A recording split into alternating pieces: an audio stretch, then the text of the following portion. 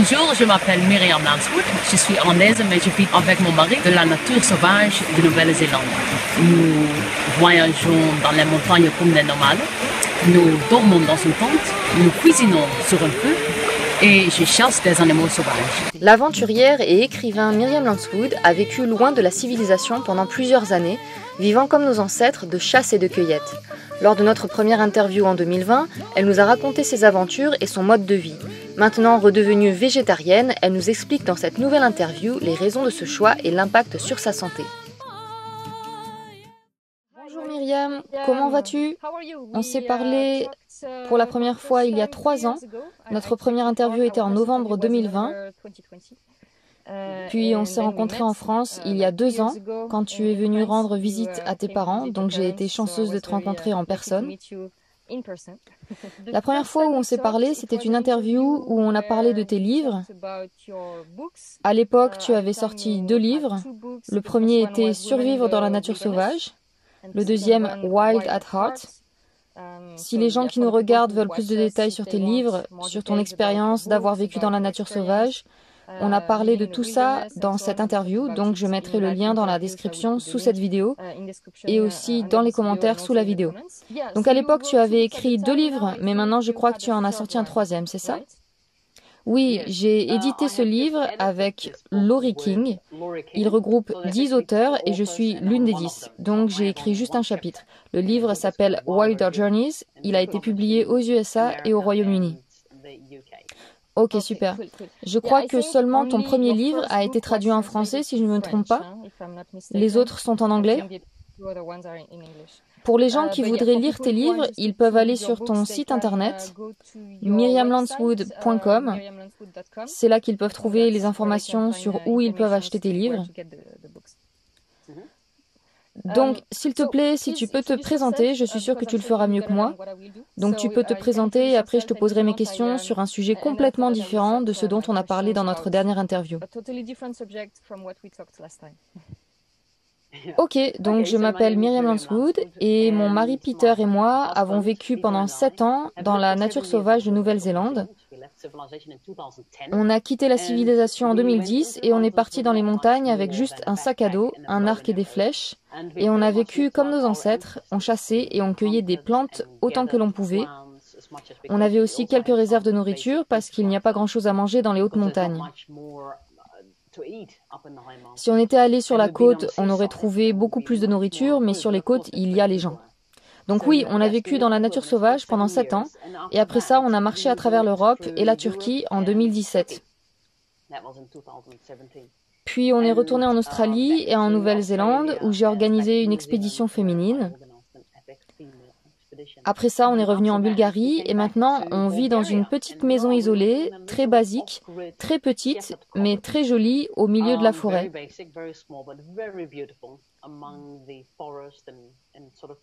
Il n'y a pas de barrière ici en Bulgarie, on aime beaucoup ça. Ça fait 2 ans qu'on vit ici, je pars de temps en temps à l'aventure et voilà, on verra ce que le futur nous réserve.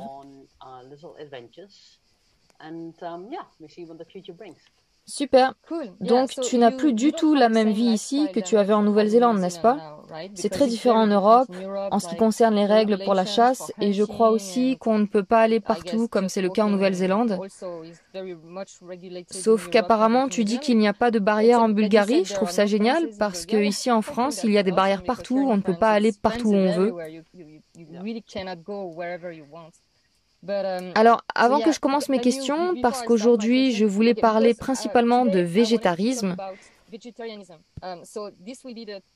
ça va être le principal sujet de cette vidéo parce que tu as été végétarienne toute ta jeunesse et je suis très curieuse là-dessus. On va y revenir dans quelques minutes.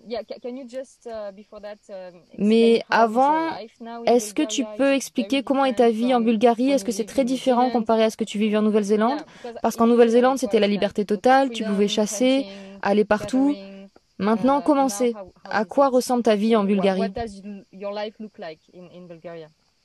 Alors en Nouvelle-Zélande, c'est assez facile d'obtenir un permis de port d'armes et un permis de chasse, et on peut chasser toute l'année. C'est pas le cas en Bulgarie. Je me suis renseignée, mais c'est très difficile d'avoir un permis. Il faut parler bulgare, il faut passer un examen, il faut payer beaucoup d'argent. Le permis n'est valable que 2 ans et donc tout ça fait que c'est difficile. Par contre, ici, il y a beaucoup de plantes sauvages comestibles, des champignons, des pommes sauvages, des cerises. Il y a plein de choses par ici. Donc, on n'a pas absolument besoin de chasser, en tout cas pas moi. Et donc, par conséquent, je suis redevenue végétarienne. On a un grand potager ici et donc on a énormément de légumes. Donc oui, notre vie est très différente, plus sédentaire, et notre régime alimentaire est complètement différent de celui qu'on avait en Nouvelle-Zélande. Ok, je suis très intéressée par ta vie, ce que tu as fait, ce que tu fais, parce que je suis très intéressée par la santé et la nutrition. C'est le thème de ma chaîne YouTube. Je suis naturopathe. Et en ce qui concerne la nutrition, je suis vraiment les principes de Weston Price. Est-ce que tu connais Weston Price ? C'était un dentiste qui avait voyagé partout dans le monde dans les années 1930 pour essayer de comprendre pourquoi aux États-Unis, tous les Américains avaient une très mauvaise santé dentaire. Ils avaient beaucoup de caries, ils avaient tous les dents tordues. Et donc, il voulait comprendre pourquoi ils avaient de si mauvaises dents alors que les tribus partout dans le monde qui vivaient loin de la civilisation avaient des dents parfaites et une santé parfaite. Everywhere in the world who were living away from civilization had perfect teeth and perfect health. Il a écrit un livre sur ses recherches qui est très intéressant, où il a noté toutes les données des tribus qu'il a visitées. Ce qui est très intéressant, c'est que toutes ces tribus vivaient dans des endroits complètement différents du monde, dans des milieux naturels très différents et avaient une alimentation très différente. Mais ils avaient tous en commun qu'ils n'avaient aucun problème de santé. Ils avaient des dents parfaites. Les dents tordues n'existaient pas dans ces tribus. Mais lorsque la civilisation arrivait à eux, ils commençaient à dégénérer et à avoir les mêmes problèmes de santé que l'homme blanc. Des pneumonies, des caries, des dents tordues, etc. C'est un livre très intéressant et pour moi, c'est le meilleur livre sur la nutrition. En gros, ce qu'il a découvert, c'est que ce qui causait la mauvaise santé, c'était la nourriture artificielle, les sucres raffinés, les farines raffinées, tout ce qui n'est pas naturel. Et à travers les données qu'il avait accumulées, il a trouvé que les tribus les plus en santé qu'il avait visitées étaient celles qui mangeaient le plus de produits animaux.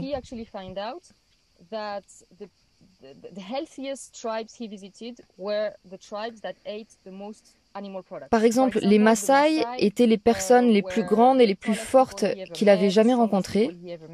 Ils consommaient beaucoup de produits animaux, beaucoup plus que les autres tribus. Pareil pour les Esquimaux qui avaient des os très solides. Et il avait noté que les tribus qui mangeaient le plus de céréales et de glucides en général avaient une moins bonne santé.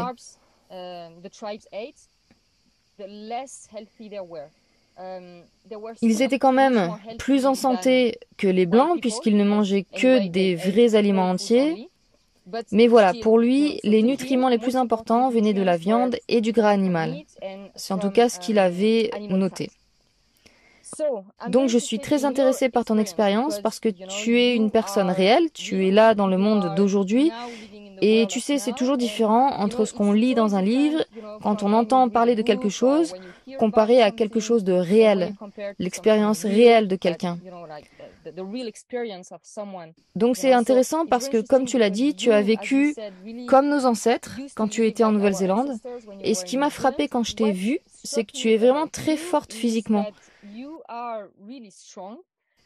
Je t'ai rencontrée en vrai et tu es vraiment, je crois, la femme la plus forte que j'ai vue. On peut le voir dans ta physionomie, tu as un physique très musclé, tu as l'air aussi d'avoir des os solides. Tu as aussi des dents parfaites. Tu vas nous dire si tu as fait quelque chose pour ça dans ta jeunesse ou pas, pour avoir des dents aussi belles et alignées. Et tu as aussi une mâchoire très forte. C'est une chose que Weston Price avait vraiment remarqué sur les différentes tribus qu'il avait visitées. Une mâchoire large était vraiment corrélée à une très bonne nutrition pendant la croissance.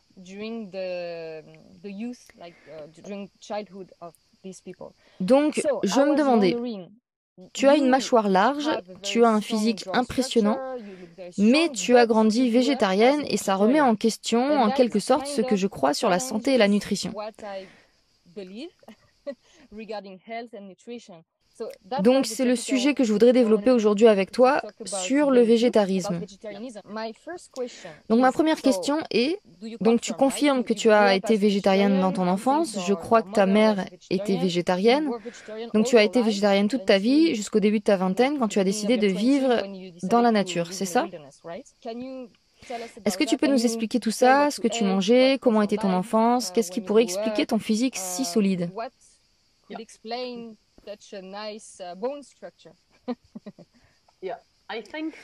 Je pense qu'une part de ma force physique est génétique.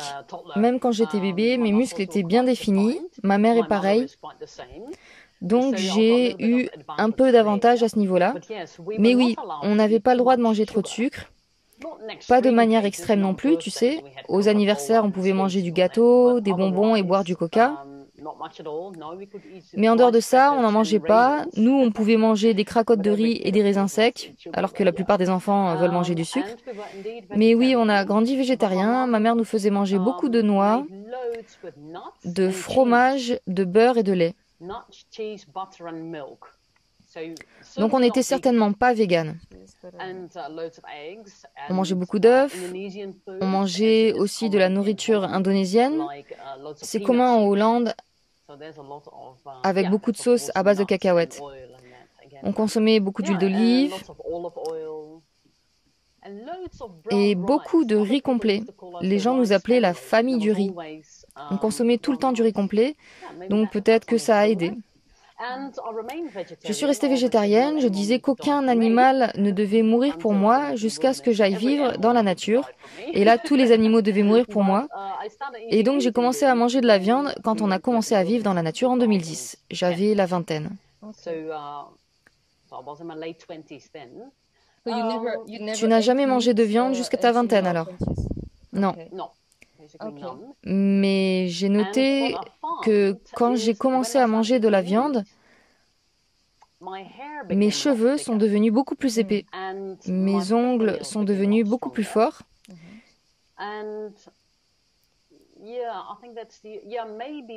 Et peut-être que j'ai perdu un peu de gras, mais peut-être que ça venait du fait que je prenais de l'âge. On perd sa graisse de bébé en vieillissant. Mais bien sûr, je faisais beaucoup de sport. Quand j'étais ado, je faisais du saut à la perche et beaucoup de sport. Je ne mangeais pas de viande, mais je mangeais beaucoup de haricots et de lentilles qui sont riches en protéines. Je faisais beaucoup de sport et en plus, je faisais des études d'éducation physique. Donc, je faisais presque trop de sport. Donc, c'est intéressant que j'ai été végétarienne pendant ces années-là. Donc, tes principales sources de protéines, c'était les haricots et les lentilles? Est-ce que tu peux nous donner une idée de la quantité d'œufs, de lait, de fromage, de haricots, de lentilles, de riz que tu mangeais? Par exemple, est-ce que tu mangeais du fromage et du lait tous les jours ou juste de temps en temps? Quelles étaient les proportions approximatives entre les aliments animaux et les aliments végétaux?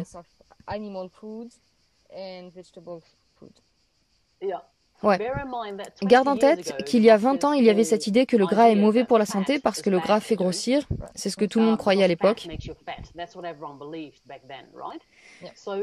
Donc, quand j'ai quitté mes parents, je crois que je ne mangeais pas beaucoup de fromage parce que je croyais que ça faisait grossir. Je ne crois plus ça maintenant. Je mangeais pas mal de pain, toujours des lentilles et des haricots, et j'ai toujours beaucoup aimé les graines et oléagineux. Je mangeais beaucoup de graines de tournesol que je mettais dans tous mes plats, et peut-être 2 ou 3 œufs par semaine. Alors que maintenant, je mange un œuf par jour. Maintenant, je mets toujours un œuf cru dans mon plat de haricots ou de lentilles, ça les rend très crémeux.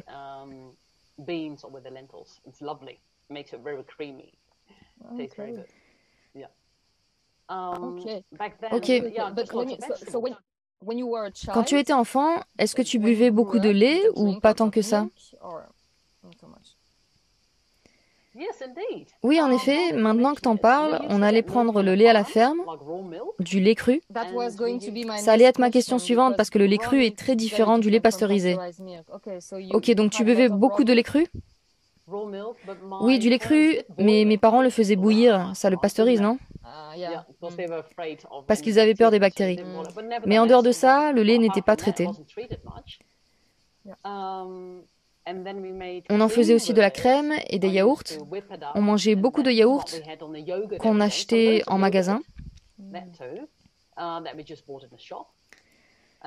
Je crois que les enfants hollandais boivent beaucoup de lait, c'est pour ça qu'ils sont généralement très grands. Mais moi, je ne le suis pas, je ne suis pas grande. Tu as une taille normale, non? C'est quoi ta taille? 1m66, ce qui est très petit pour une Hollandaise. Ah oui, c'est vrai, pour une Hollandaise, oui, mais pour moi, c'est une taille normale. Oui, en France, c'est une taille normale. Donc ta mère était végétarienne, et c'est intéressant parce que quand on lit Weston Price, il parle de l'importance de la nutrition des parents avant la conception. La nutrition des femmes, mais aussi des hommes.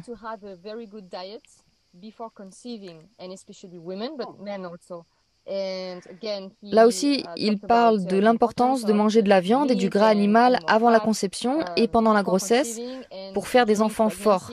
Mais ta mère, elle était aussi végétarienne toute sa vie?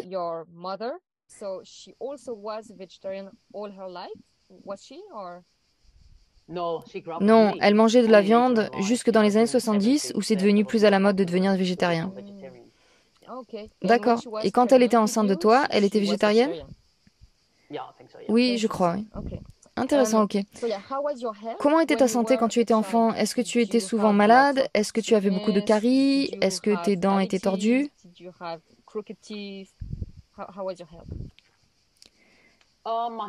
Ma santé était très bonne. À l'époque, personne n'avait d'allergie. Intéressant, n'est-ce pas? Aucun enfant dans ma classe n'avait d'allergie et moi non plus. Nous étions rarement malades. J'avais quelques trous dans mes dents. Elles sont pas très solides, mais j'ai jamais eu beaucoup de problèmes. Mes parents croyaient qu'on devait se brosser les dents 2 fois par jour avec du dentifrice au chlore. C'est ce qu'on faisait.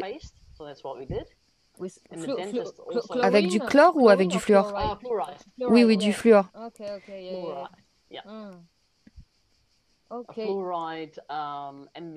Et on nous faisait aussi mordre dans une pâte au fluor. 2 fois par an, on allait chez le dentiste et on mordait dans la pâte au fluor pendant 15 minutes. Tout le monde croyait que c'était très bon pour les dents. C'est en tout cas ce qu'on nous disait. C'est plus tard dans ma vie que j'ai arrêté d'utiliser du dentifrice au fluor. Et mes dents n'étaient pas en aussi bonne santé jusqu'à ce que mon mari Peter m'ait expliqué qu'il fallait toujours nettoyer mes dents toute la journée avec des brindilles pour nettoyer entre les dents.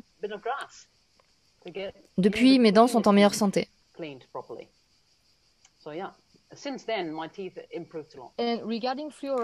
En ce qui concerne le fluor, c'est intéressant parce que c'était à la mode à notre époque.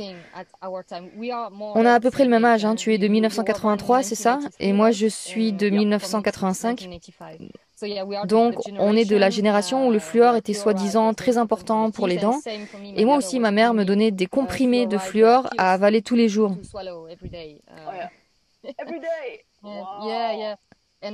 Et en fait, ça a fait quelque chose à mes dents. Quelque chose de négatif, bien sûr, parce que je pense vraiment que le fluor n'est pas bon pour les dents. J'ai d'ailleurs fait une vidéo sur ce sujet sur ma chaîne. Pour les gens qui seraient intéressés par les dangers du fluor, je mettrai le lien sous la vidéo. Mais moi, par exemple, j'avais cette dent qui avait des taches blanches. Je ne les ai plus parce qu'un dentiste me les a enlevées il y a quelques années. Mais les taches blanches sont un signe d'un excès de calcification sur la dent causé par le fluor. Et j'ai une autre dent, une molaire qui a des taches marron. C'est aussi causé par un excès de fluor.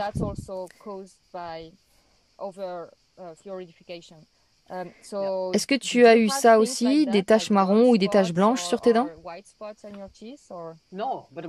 Non, mais ma sœur a eu ça, maintenant que tu le dis, elle avait des taches sur ses dents de devant. Oui, les taches blanches sur les dents de devant, c'est le premier signe d'intoxication au fluor. Et l'étape d'après, c'est quand tu as des taches marron comme j'ai, c'est une intoxication plus avancée. So that means it's a little worse. You were a little more intoxicated with fluoride. Donc maintenant, comment sont tes dents? So now, how are your teeth? Do you have healthy teeth?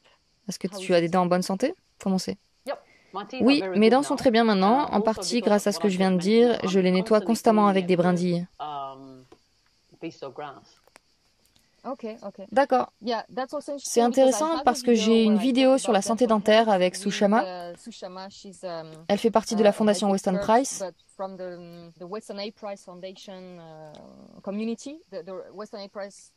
Dans la fondation Weston Price, on accorde beaucoup d'importance à la nature, au fait de rester le plus proche possible de la nature. Et dans cette vidéo, elle explique qu'en fait, il n'est pas nécessaire de se brosser les dents. Je sais, c'est très controversé. Je l'avais interviewée sur ce sujet parce que moi-même, j'ai arrêté de me brosser les dents en janvier 2019. Je suis convaincue qu'on n'a pas besoin de se brosser les dents pour éviter les caries. Sushama en est un exemple. Elle ne s'est pas brossé les dents depuis au moins 15 ou 20 ans. Moi, ça fait presque 5 ans. Je vais bientôt faire une vidéo pour parler de ma santé dentaire. Mes dents sont en bonne santé. Par contre, mes gencives sont un peu plus inflammées, mais je détaillerai ça dans une autre vidéo. Mais bref, toi, tu te brosses les dents avec un bâton. Je crois que c'est ce qu'ils font en Inde quand ils utilisent un bâton de Nîmes. Donc tu fais ça pour nettoyer entre tes dents, c'est ça?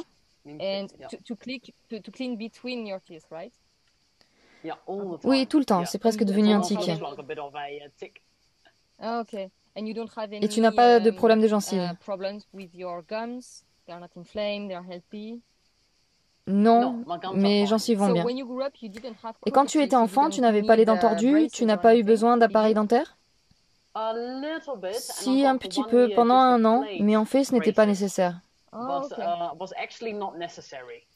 Je le portais rarement, que la nuit, puis je l'ai jeté. C'était de l'argent jeté par les fenêtres. Je n'en avais pas vraiment besoin, mais tu sais, c'était à la mode à cette époque d'avoir un appareil dentaire. Oui, et c'était aussi à la mode de se faire enlever les dents de sagesse. Est-ce que tu as eu ça aussi?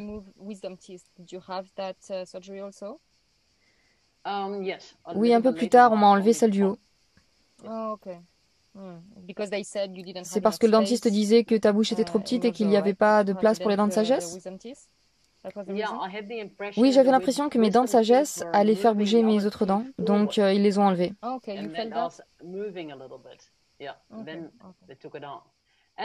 Et en m'enlevant les dents de sagesse, la dentiste m'a déboîté la mâchoire.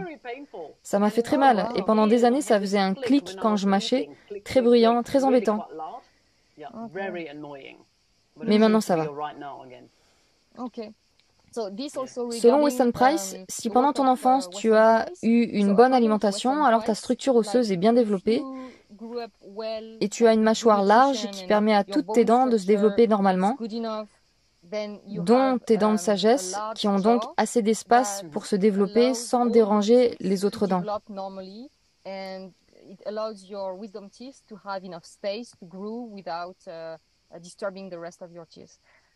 Alors, peut-être que tu avais besoin de cette opération, mais peut-être pas. Parce qu'encore une fois, à notre époque, les dentistes enlevaient les dents de sagesse à presque tout le monde, donc c'était une habitude qu'ils avaient.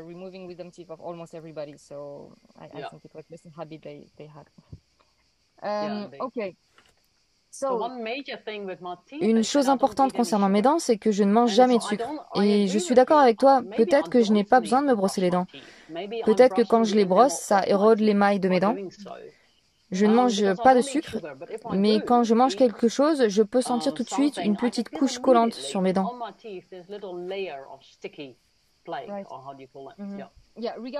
En effet, quand on a parlé de ça avec Sushama, alors, si tu manges une bonne alimentation naturelle, pas de sucre, rien de raffiné ou très peu d'aliments raffinés, si c'est principalement des aliments entiers et naturels, c'est ça le plus important pour la santé de tes dents. Et tu n'auras pas de caries si tu manges naturellement. Alors que si tu bois du coca, que tu manges du sucre, ça induit une déminéralisation de tes dents. Donc, Sushama conseille de ne pas se brosser les dents parce que quand tu le fais, tu perturbes l'équilibre bactérien dans ta bouche. Les bactéries font partie de ton corps. Les bactéries sont essentielles au microbiote intestinal, comme on le sait. Elles sont aussi essentielles au microbiote de la bouche. C'est pour ça qu'elle conseille de ne pas se brosser les dents. Et si tu as une bonne alimentation, tu n'en as pas besoin parce que ce sont des bonnes bactéries que tu auras dans la bouche.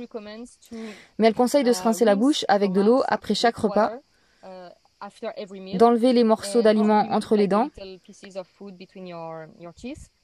Et elle conseille aussi de faire du oil pulling.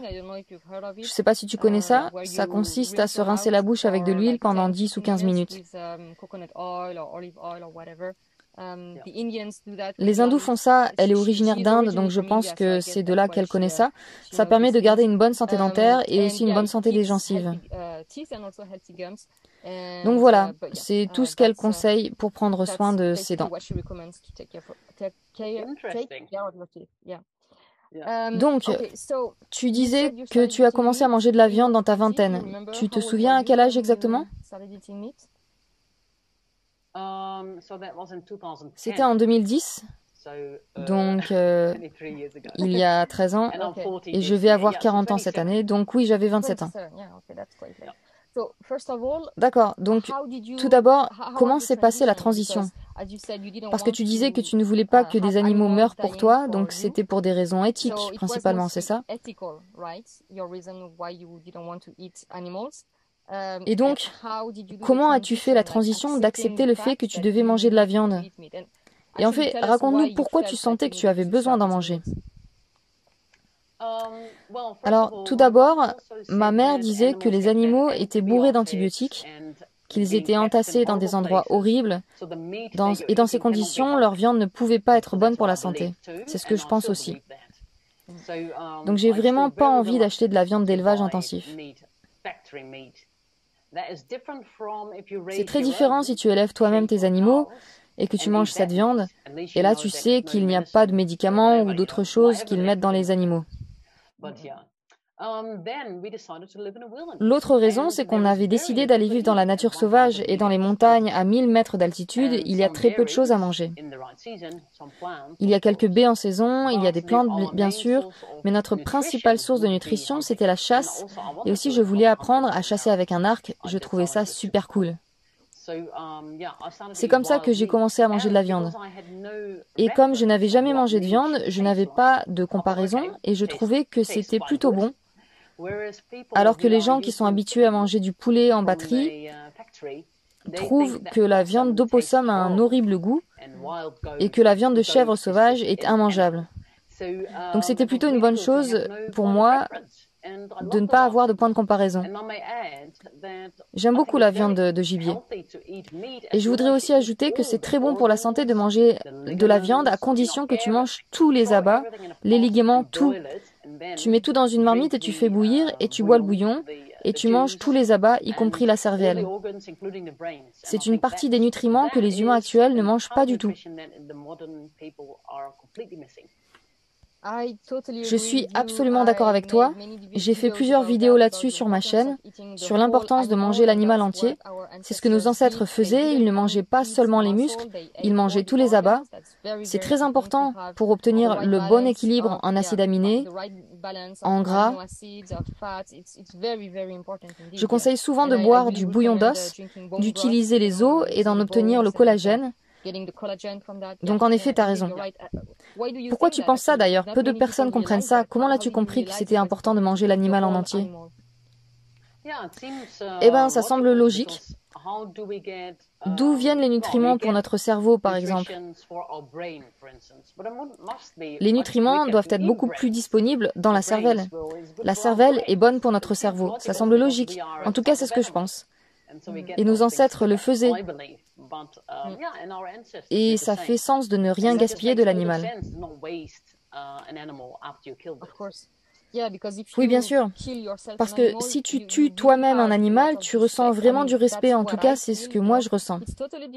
C'est totalement différent, je trouve, d'acheter un morceau de viande dans un supermarché où tu es complètement déconnecté de ce morceau de viande. Tu ne vois pas, tu ne réalises pas vraiment que ça vient d'un animal. Il y a vraiment une déconnexion très forte entre nos aliments achetés en supermarché et nous-mêmes. Alors que quand tu tues l'animal ou que tu le vois être tué, c'est mon avis en tout cas, tu sens vraiment cette connexion, tu te sens plein de reconnaissance et de gratitude envers l'animal. Il y a une connexion complètement différente, je trouve, quand on le tue soi-même comparé à quand on l'achète. Quand on le tue, on réalise tout le processus et on sent un profond respect pour la nature et pour l'animal et on ne veut rien gaspiller, on veut tout manger. Ça fait partie, je trouve, du respect de l'animal, qu'il ne soit pas mort pour rien et qu'il nourrisse plusieurs personnes pendant plusieurs jours. Oui, exactement. Et en plus, c'est très bon.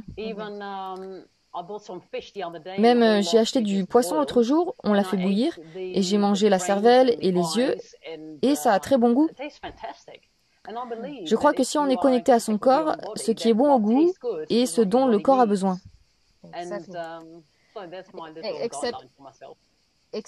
Oui, sauf que maintenant les gens ont leurs papilles complètement déréglées parce qu'ils ont mangé du sucre, des exhausteurs de goût, des arômes artificiels. Donc je pense que maintenant, pour la plupart des gens, ça n'est plus tellement vrai que ce qui est bon au goût est bon pour leur corps, à cause de tous ces aliments industriels qui dérèglent les signaux naturels du corps.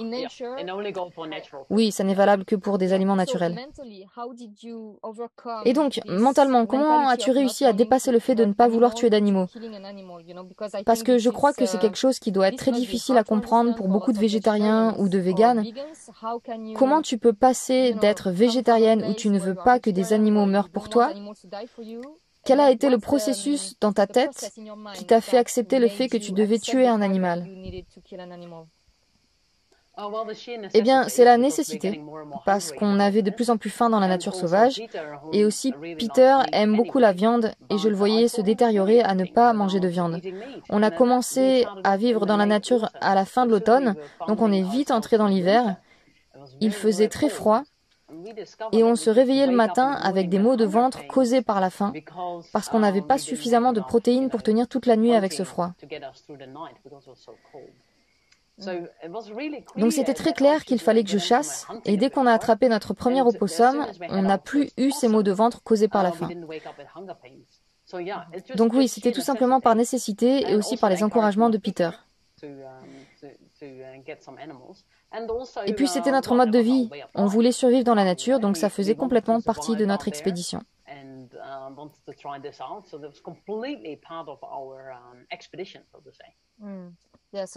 D'accord, donc c'était simplement nécessaire de manger de la viande.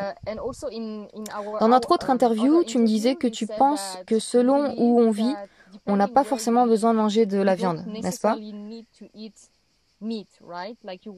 Je crois que tu parlais des hindous, qu'ils n'ont pas besoin de manger de la viande parce qu'ils vivent dans un pays chaud.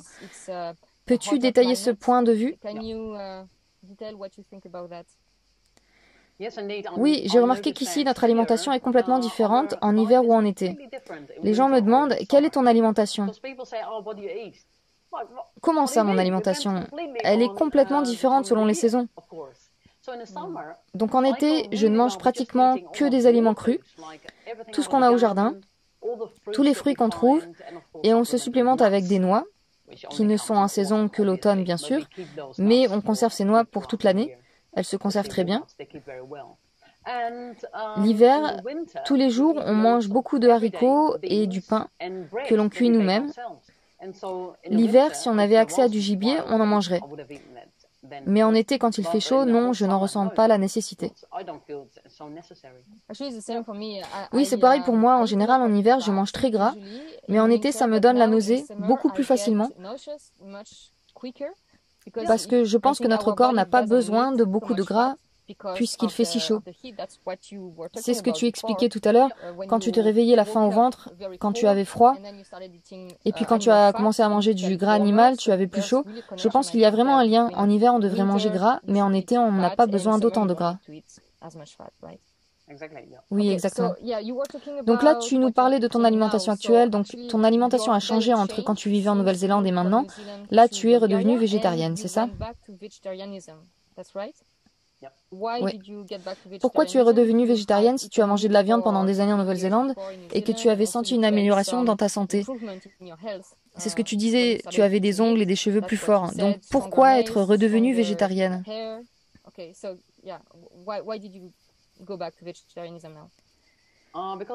Parce que je pense que la viande de supermarché n'est pas bonne. Je ne sais pas si manger ce type de viande améliorerait ma santé ou si au contraire elle me détériorerait. Peut-être que c'est un préjugé, parce que ma mère dirait ça. Donc il faudrait que je creuse la question. Mais il y a 2 semaines, on a un petit chien maintenant et il a chassé un petit chevreuil.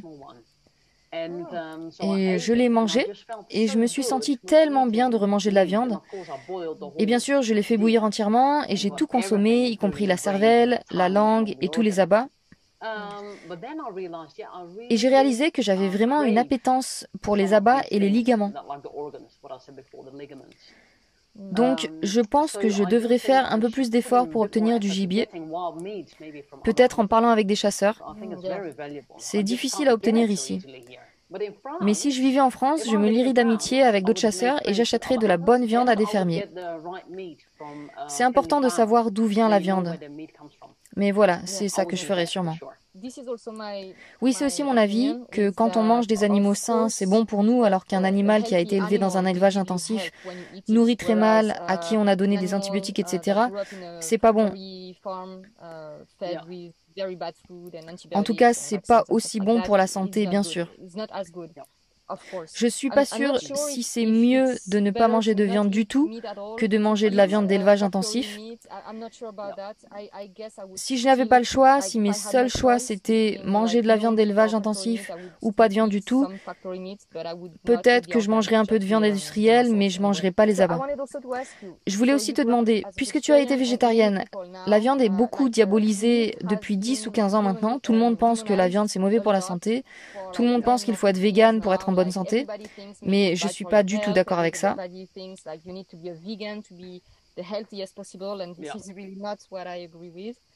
Donc ma question c'est, quand tu es passée de végétarienne à manger de la viande, est-ce que tu as vu des changements négatifs sur ta santé?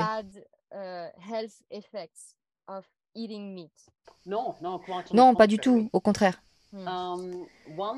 Une fois, on a essayé de ne vivre que de viande sans rien d'autre, sans aucun glucide. On avait un énorme cerf à manger et rien d'autre. Ce qui s'est passé, c'est qu'on avait l'estomac plein, mais on n'avait pas d'énergie. Comme quand tu bois beaucoup d'eau et que ton estomac est plein. Donc je pense que c'est mieux de manger des glucides ou quelque chose d'autre avec la viande. Et là, en tout cas, on a réalisé que toute la société se nourrit principalement de glucides et de sucre et de café. Si on enlève le sucre et le café, toute la société serait différente. Les gens seraient beaucoup plus lents. Ils ralentiraient. L'énergie serait totalement différente. Mais donc oui, bien sûr, il est très clair que ma santé s'est améliorée en mangeant de la viande. Je n'avais plus de fringales parce que le sucre, tous ceux qui vont regarder cette vidéo le savent, si on mange du sucre, on en paye le prix après. On a besoin de plus de sucre et on devient accro. Le corps devient accro, mais aussi l'esprit. Donc oui, je suis pour manger de la viande sauvage, de gibier. Donc, comme tu disais, selon ton expérience, quand tu mangeais que de la viande sans rien d'autre, tu ne te sentais pas bien. Donc, quelle alimentation serait idéale selon toi? Quelle proportion de viande, de légumes, de glucides, de gras?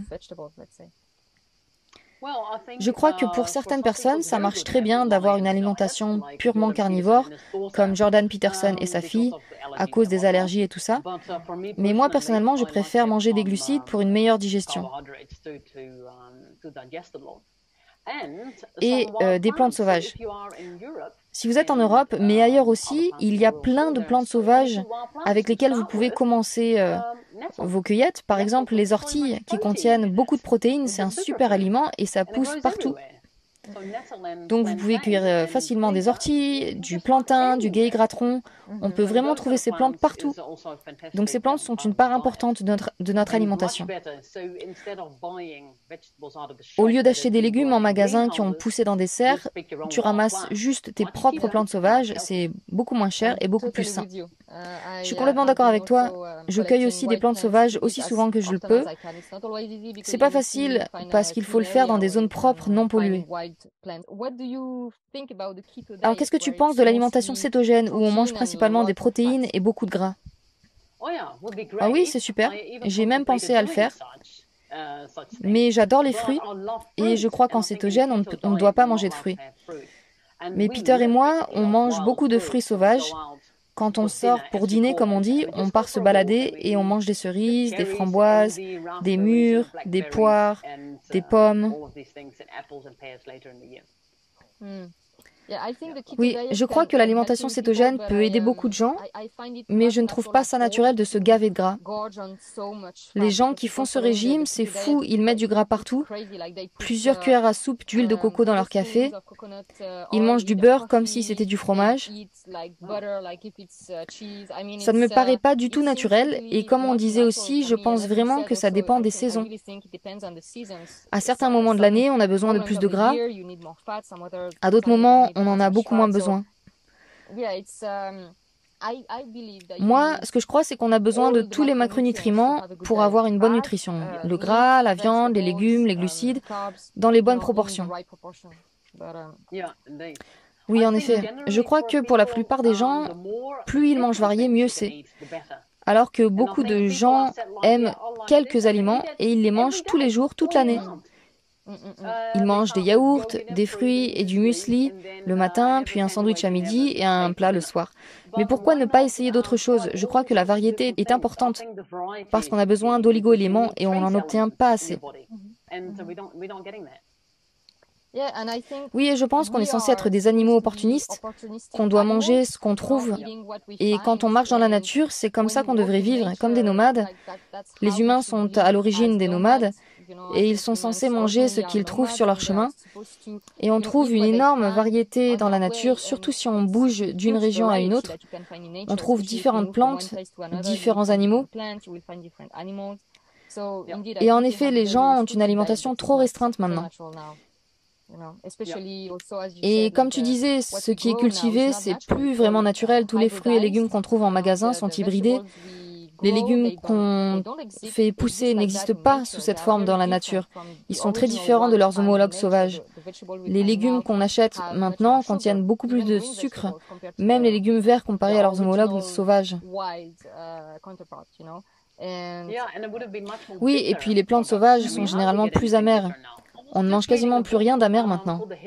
Je viens de lire un livre qui s'appelle La vie secrète des arbres, tu le connais peut-être, d'un auteur qui s'appelle Holyban, et il explique que tout ce qui arrive à l'arbre est très important. Par exemple, si un insecte l'attaque, ça peut lui donner une maladie sur le moment, mais l'arbre crée un antidote et ça peut en fait l'aider plus tard. Ou si un animal comme un chat par exemple vient mettre un peu de terre sur ses racines, etc., tout ce qui arrive dans la nature est important. Et je me suis dit, tiens, pour nous humains, ça doit être pareil. Mais plus rien ne nous arrive de naturel. Par exemple, une piqûre de puce. Qui se fait piquer par des puces de nos jours, en tout cas des humains? Personne. Mais peut-être que cette petite protéine dans la piqûre va nous aider plus tard dans notre vie avec quelque chose comme par exemple un rhume, qui sait? Et je pense que tout ce qui est naturel est important. Par exemple, nos ancêtres mangeaient du charbon parce qu'ils cuisaient sur le feu, ou ils mangeaient de la terre. Toutes ces choses qu'on ne fait plus maintenant. Peut-être que ça nous aide à combattre des maladies que l'on pourrait avoir plus tard. All of these things that doesn't happen anymore. Maybe that helps us with fighting disease later on. Oui, j'en suis sûre. J'ai d'ailleurs écrit un article sur l'argile. Et oui, il y a de nombreuses tribus dans le monde qui mangent de l'argile tous les jours, ou en tout cas régulièrement, qui mangent de la terre, et c'est très bénéfique pour la santé.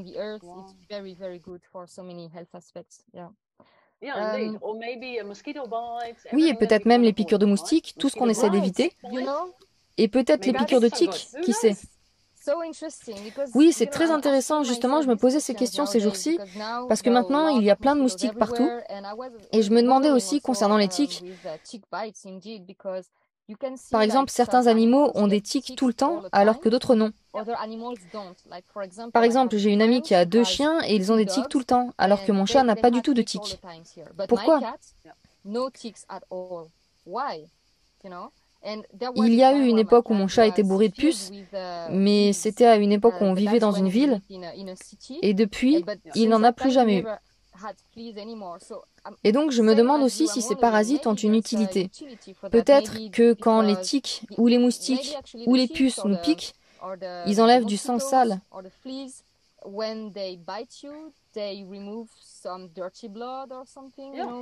Peut-être que les gens qui sont plus piqués que d'autres, c'est peut-être parce qu'ils en ont besoin, je sais pas. C'est une question intéressante en tout cas.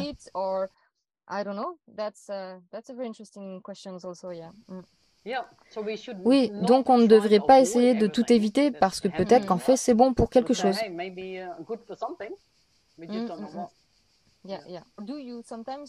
Alors, est-ce que tu manges parfois de la viande crue? Qu'est-ce que tu penses sur le fait de manger de la viande crue? Non, je le fais pas et ça m'est jamais venu à l'esprit. Ça me semble plus naturel de la cuire, mais je sais pas si ça fait partie de notre formatage. Sauf les abats, j'ai mangé du foie cru. Non, pardon, c'était du cœur cru. Et pourquoi ça te semble plus naturel de manger des abats crus plutôt que du muscle cru? C'est pendant ma première chasse, j'étais avec un ami. Il m'a dit que comme c'était la première fois que je tuais un cochon, je devais manger son cœur cru. Ça fait partie de leur tradition, donc je l'ai fait. C'est la seule fois que tu as mangé des abats crus? Comment c'était? Tu as trouvé ça bizarre?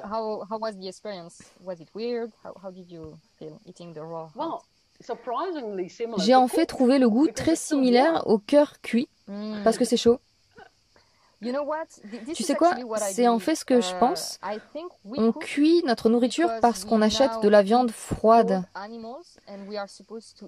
Ce que je pense, c'est que c'est plus naturel de manger de la viande crue d'un animal fraîchement tué qui est censé être chaude quand tu la manges. Et je crois que c'est peut-être pour ça qu'on cuit la viande, pour copier la chaleur qu'on est censé avoir quand on mange de la viande crue.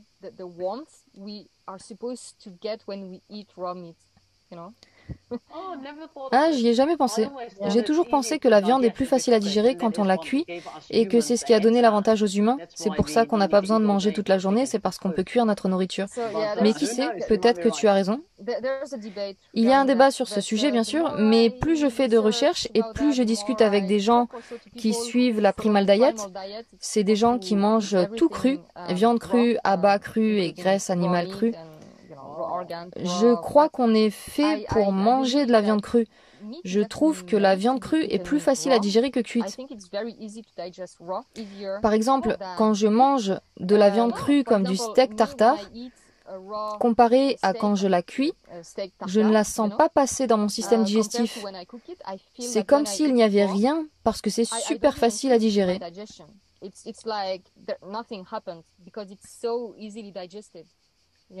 Waouh! Et ça a quel goût? Alors, le goût est un peu bizarre parce qu'on n'est pas habitué. On a grandi en mangeant de la viande cuite. Donc, je pense qu'il faut un peu de temps pour s'y habituer. Particulièrement moi, quand j'étais petite, je détestais la viande.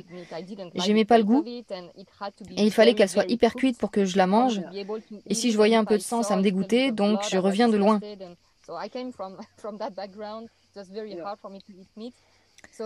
Donc, manger de la viande crue, c'est un processus mental à passer. Mais physiquement, je sens bien que c'est meilleur pour la santé. Donc, ce que je crois, c'est qu'on est fait pour manger les produits animaux crus parce que c'est hyper facile à digérer. Mais par contre, on doit faire cuire certains aliments qui ne sont pas comestibles dans leur état cru.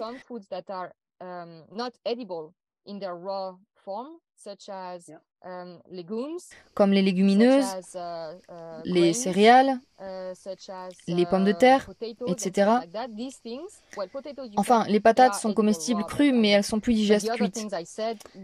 Mais toutes ces autres choses que j'ai citées, on ne peut pas les manger crues, et je pense que c'est pour ça que les humains cuisent à l'origine, pour pouvoir digérer des choses qui autrement ne seraient pas digestes crus.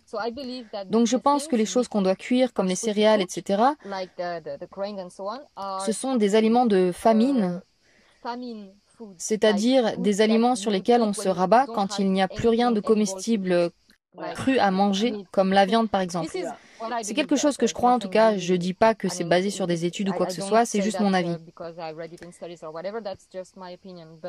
Et en ce qui concerne les parasites, le problème des parasites dans la viande crue, c'est encore une autre question. Mais comme on disait, en ce qui concerne les tiques et les moustiques, je crois que les parasites peuvent aider. Mais c'est un autre débat. Je connais beaucoup de gens qui mangent de la viande crue et ils n'ont aucun problème, au contraire.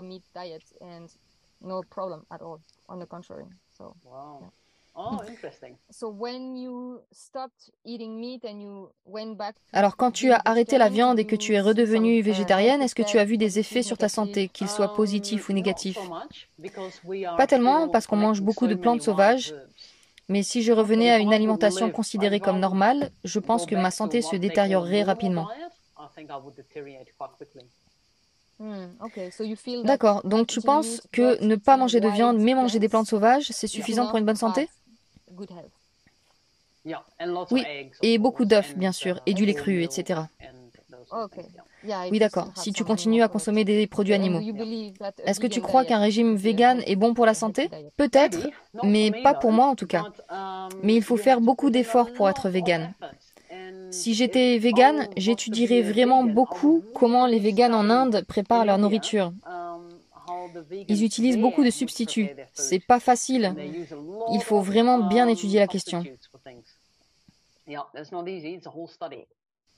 Mais en Inde, ils ne sont pas véganes, ils consomment des produits animaux comme des produits laitiers, non? Oui, c'est vrai.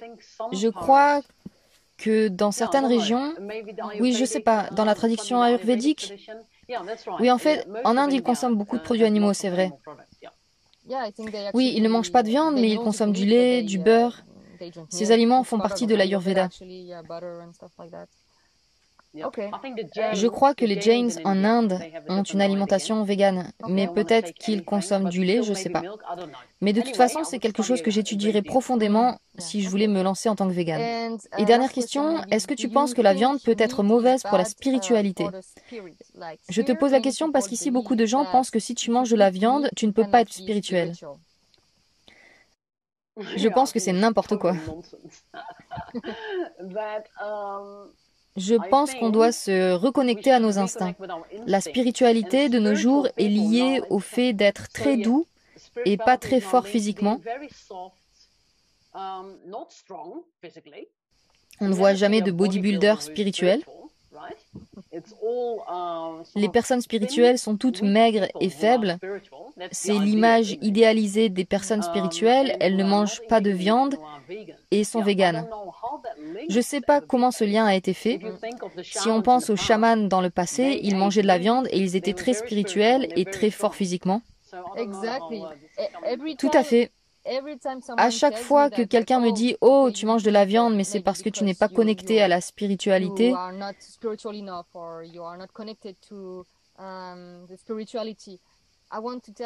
j'ai envie de leur dire « Ah bon? Et les Indiens d'Amérique alors ?» On sait tous que les Indiens d'Amérique étaient très connectés à la spiritualité et ils vivaient principalement de la chasse de bisons. Donc, d'où est-ce qu'ils sortent ça, que si tu veux être spirituel, tu ne dois pas manger d'animaux?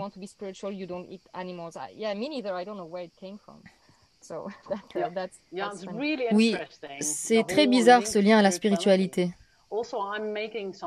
Je fais des vidéos YouTube en ce moment et j'en ai fait une de moi en train de chasser. Et je me suis dit, je trouve que chasser est une pratique très spirituelle. Et peut-être que je devrais mettre une musique spirituelle en fond. Et après, je me suis dit, non, tu sais quoi? Je vais pas faire ça. Je vais mettre une musique rock en fond. La musique rock est censée ne pas être spirituelle aussi. Mais pourquoi? La spiritualité, n'est-ce pas aussi de l'énergie? La spiritualité est de nos jours très confinée et ressemble à un dogme. Et c'est pourquoi je ne veux pas en faire partie. Je me considère comme spirituel, mais je ne veux pas appartenir à ce mouvement spirituel, pas du tout. Oui, et dans une vidéo, tu expliques que pour toi, chasser, c'est comme une méditation. Oui, quand on chasse, on doit arrêter de penser pour pouvoir écouter. Autrement, on entend seulement ses propres pensées. Et pour faire partie de la nature, il faut méditer en un sens. Oui, c'est très intéressant. Et c'est super, j'ai vu que récemment tu as fait plein de vidéos et de shorts YouTube où tu partages des avis sur tous ces sujets. C'est très intéressant d'avoir ton opinion parce que très peu de personnes vivent de la façon dont tu vis. Donc c'est toujours intéressant. J'encourage tout le monde à aller sur ta chaîne. Je ne crois pas que tu sois très connu en France, mais c'est parce que la plupart des Français ne parlent pas anglais. Mais pour ceux qui comprennent l'anglais, je vous encourage à aller voir ces vidéos, elles sont super intéressantes. Et pour ceux qui ne parlent pas anglais, vous pouvez lire son premier livre qui a été traduit en français, qui s'appelle Survivre au cœur de la nature sauvage. C'est un livre super intéressant, j'aime beaucoup ce livre. On sent vraiment un sentiment de liberté quand on le lit. C'est ce que j'aime le plus de ce livre. Tu as fait l'expérience d'une totale liberté, c'est si rare dans notre société d'en avoir autant, donc c'est génial. Et d'ailleurs, est-ce que tu as le projet d'écrire un autre livre? Non, pas encore. J'ai d'abord prévu quelques aventures, mais oui, peut-être plus tard. D'accord, et quels sont tes futurs projets? Je m'entraîne en ce moment pour faire une expédition avec les auteurs de Wilder Journeys. On va aller en équipe dans l'Himalaya. On va grimper 3 cols de plus de 5000 mètres. On va partir 2 mois. On va partir sans porteur et sans guide. Ça va être une super aventure. On part bientôt, en août. Super. Est-ce que tu vas écrire un livre sur ça ou est-ce que tu vas te filmer? Comment on fait pour te suivre dans cette aventure? Oui, on va prendre des caméras, des GoPro. On va faire du contenu sur YouTube. Ça va s'appeler Miriam Lancewood in the Wild. Super. Et juste une dernière question, comment va Peter? Peter va très bien. Pour lui, c'est mieux de rester longtemps dans un endroit, de profiter du jardin, d'aller se balader. Il ne fait plus de longues randonnées, mais oui, il va bien. Ok, super. Content de savoir qu'il va bien. Je vais te laisser continuer ta journée. Merci beaucoup d'avoir pris 1 heure pour cette interview. Merci beaucoup et à une prochaine fois.